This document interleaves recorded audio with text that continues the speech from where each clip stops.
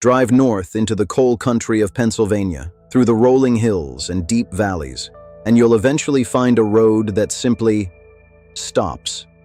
This is the entrance to a nightmare that hasn't ended for 60 years. The trees are blackened husks. The air carries the biting sting of sulfur. And if you kneel down and press your hand to the cold-looking earth, you'll feel the heat. A slow, rhythmic pulse of a subterranean fire that has already swallowed a town, and it isn't finished yet. This is Centralia, a place where the ground itself is cooking. A town that was officially erased from the map, yet continues to burn with a patient, unstoppable fury. Geologists say there's enough fuel down there to keep this inferno alive for another 2.5 centuries. Long after everyone watching this is gone, Centralia will still be smoldering. But before the smoke and the silence, Centralia was a jewel of the anthracite coal region. Home to more than 1,000 people, it was a place of thriving churches, crowded schools, and rowdy corner bars. It was built on the richest coal seam in the world, and for generations, the families here believed their future was as solid as the rock beneath their feet. It was a community forged in the mines. They knew the dangers of the deep, the cave-ins, the black lung, but they never imagined the fire would come from the surface. In the spring of 1962, as the town prepared for Memorial Day, life felt permanent. Nobody noticed the small spark that would ignite an eternal flame. It started with a routine cleanup. The town council hired 5 volunteer firefighters to clear out the local landfill in an abandoned strip mine pit. They did what they always did. They set the trash on fire to reduce the volume. But this pit wasn't just a hole in the ground, it was a doorway into a labyrinth. The trash pit sat directly atop an unsealed opening to the Buck Mountain coal seam. The fire found the anthracite, the purest, hottest burning coal on Earth. By the time they realized the fire wasn't just on top of the landfill, it had already descended. It was in the tunnels, it was under the houses, and it was hungry. They tried to dig it out. They spent millions on fly ash barriers and water injections. But every time they thought they had it contained, the fire was already ahead of them, creeping through the abandoned mines like a parasite. For nearly 2 decades, the town lived in a state of uneasy truce with the monster under their floorboards. But the fire was growing restless.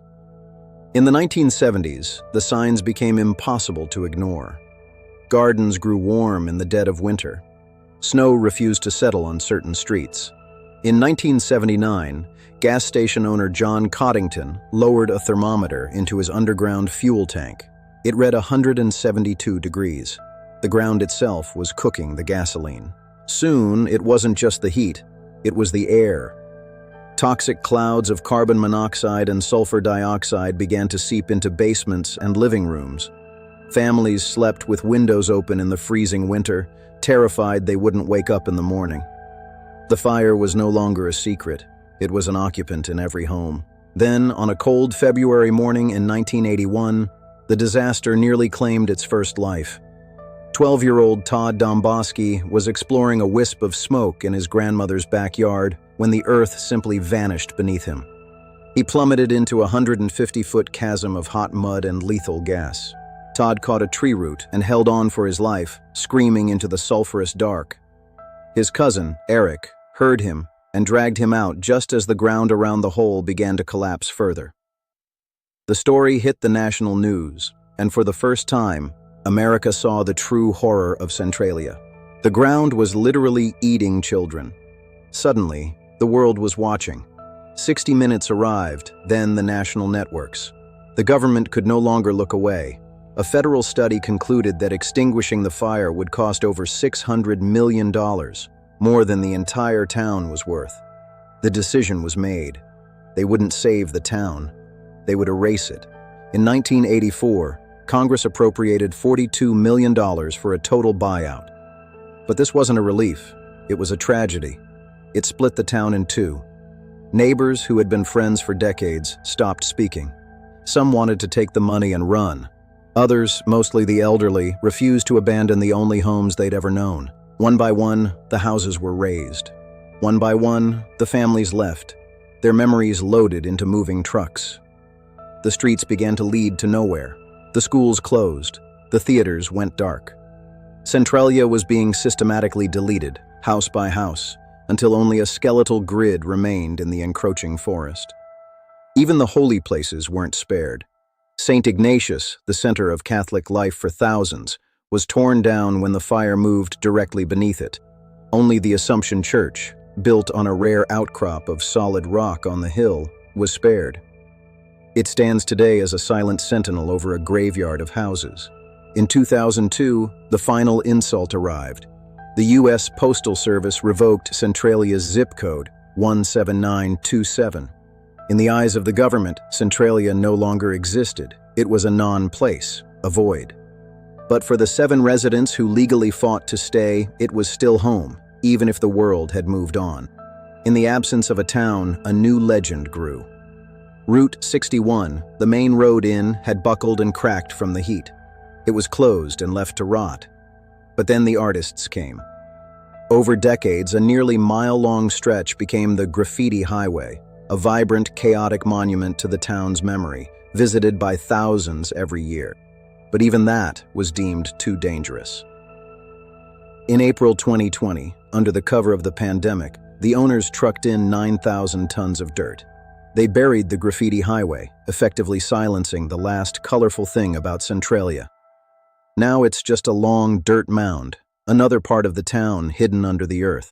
Today, to walk through Centralia is to walk through a ghost. You can still see the curbs, you can see the sidewalks, but there are no front doors, no porch lights, just the occasional fire hydrant standing guard over a forest that has reclaimed everything. It is a quiet that feels heavy, as if the town is holding its breath, because the silence is a lie. If you listen, you can hear the fire. If you look at the hillsides, you see the vents. The steam is still rising. The monster is still breathing. On cold days, the whole valley seems to smoke, a reminder that the inferno below is just as powerful as the day it started 60 years ago. Geologists estimate that the fire has consumed less than a fraction of the coal available to it. It has moved deep, found new seams, and created its own ecosystem of heat and poison. They say it will continue to burn for another 250 years. Long after the last holdout is gone, Centralia will be a furnace. Centralia is a warning. It shows us how fragile our civilization really is. We build our towns on top of resources we don't fully understand. And when we lose control, nature doesn't just take over, it consumes. It wasn't a war or a storm that ended this town. It was a single, stubborn mistake that we couldn't take back. Some disasters don't arrive with a bang. They arrive with a smolder. They're patient. They wait until everyone has forgotten, until the maps are redrawn and the zip codes revoked. But the fire remembers. If this story got to you, subscribe, because next week, we're looking at the mystery of the abandoned lighthouse in Scotland. Light a candle, stay away from the cracks in the earth, and stay close. We'll see you in the fog.